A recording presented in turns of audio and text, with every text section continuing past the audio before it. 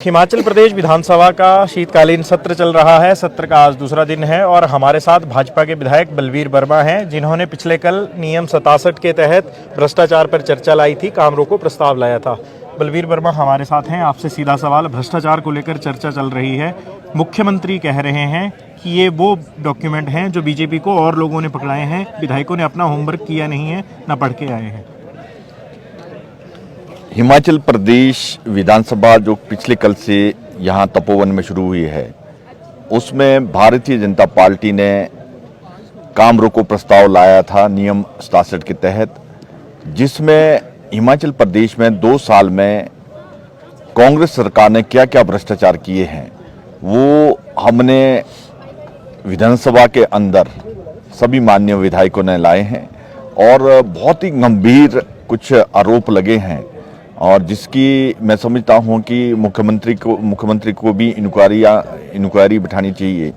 और जिन लोगों ने सरकार की तिजोरी को लूटने की योजना बनाई है और किसी स्कीम के नाम से पैसे निकालकर वो उसमें भ्रष्टाचार किया है, ऐसे सभी तथ्य सामने आए हैं। इन सभी तथ्य को की इंक्वायरी होनी चाहिए और जिसमें जो दोषी है उसको सजा होनी चाहिए।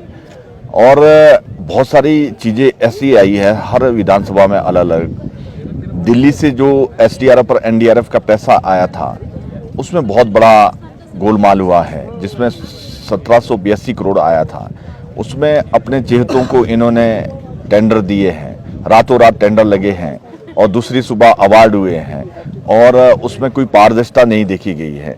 और एक आईडीपी और जाई का प्रोजेक्ट है, उसमें भी बहुत बड़ा गफला हुआ है। बहुत सारी ऐसी प्रोजेक्ट है, ऐसी स्कीमें हैं जिसमें गफले सभी माननीय विधायकों ने उठाए हैं।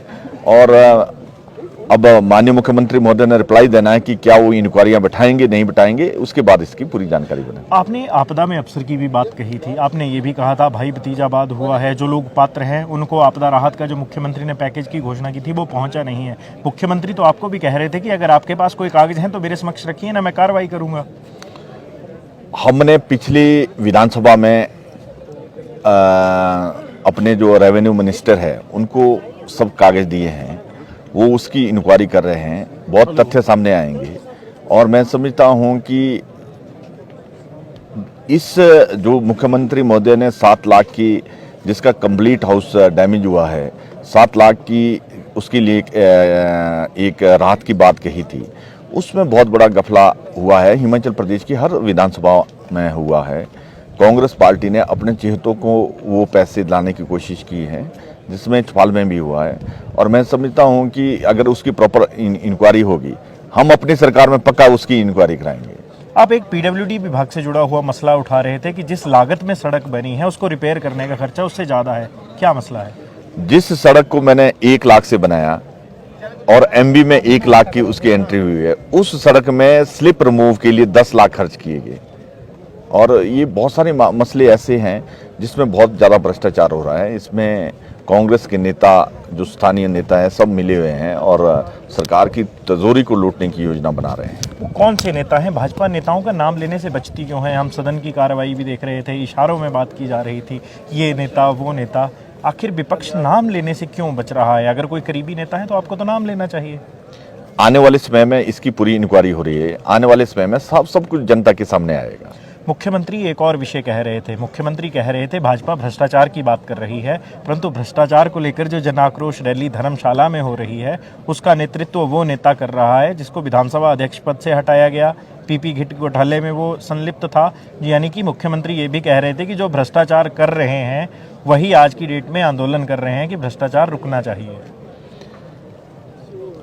मुख्यमंत्री महोदय ने क्या कहा है इसकी मुझे जानकारी नहीं है, पर जैसे आपने कहा कि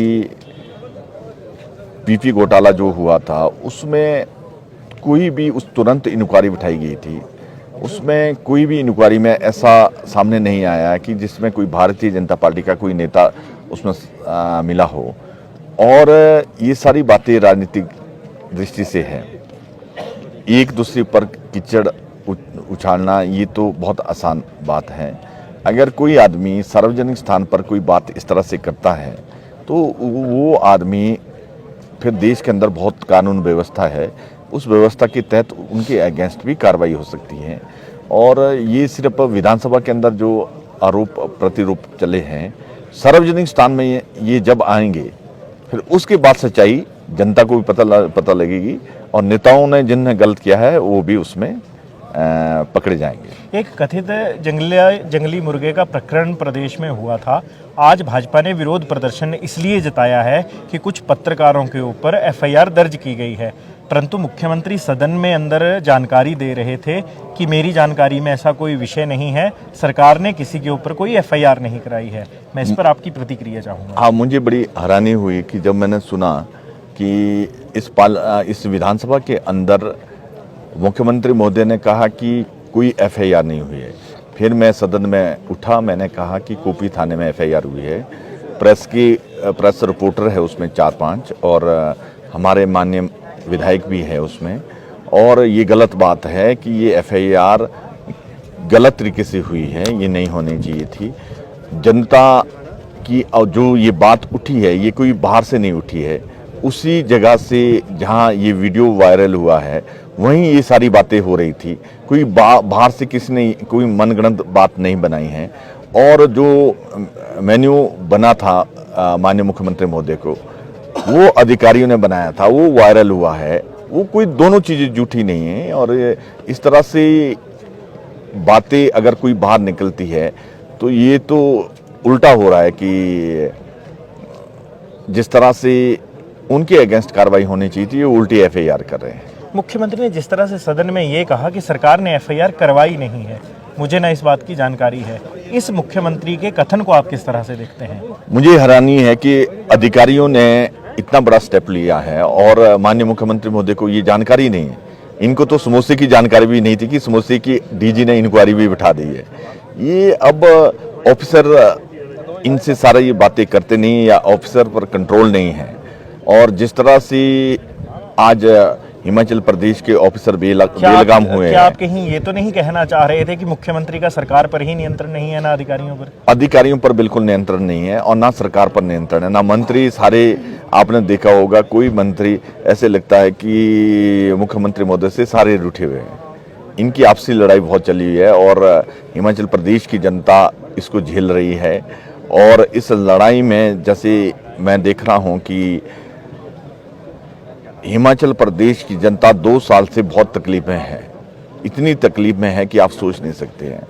सरकार की योजनाएं कुछ चल नहीं रही है, सरकार की ट्रेजरी चल नहीं रही है, दिल्ली से जो पैसा आ रहा है उसी से विकास हो रहा है। लोकल कोई भी प्रदेश सरकार की तरफ से कोई भी नई योजना नहीं है। अभी हाल ही में मुख्यमंत्री मेरे चुनाव क्षेत्र में गए थे, जो सड़कें मैंने बनाई थी, जो पुल मैंने बनाई थी, जो स्कूल की बिल्डिंगें मैंने बनाई थी, उसी का उद्घाटन किया। इन्होंने 2 साल में एक गेंद भी कहीं मेरे चुनाव क्षेत्र में नहीं लगाई है। चलिए, जिस तरह से सदन में आज मुख्यमंत्री ने जानकारी रखी थी कि मुर्गा प्रकरण में सरकार ने किसी पर कोई एफआईआर नहीं करवाई है, चाहे वो विधायक हों या फिर पत्रकार, इस पर बलवीर वर्मा ने स्पष्ट तौर पर कहा है कि अपने आप में एक बड़ा सवालिया निशान है कि मुख्यमंत्री के रहते हुए कोई पुलिस के अधिकारी कार्रवाई तक कर देते हैं और मुख्यमंत्री को पता ही नहीं चलता। ये इस बात की तरफ भी इशारा करता है कि मुख्यमंत्री का ना अधिकारियों पर कोई नियंत्रण है, ना कोई सरकार पर नियंत्रण है। संवाद भारत में अभी के लिए बस इतना ही। नमस्कार।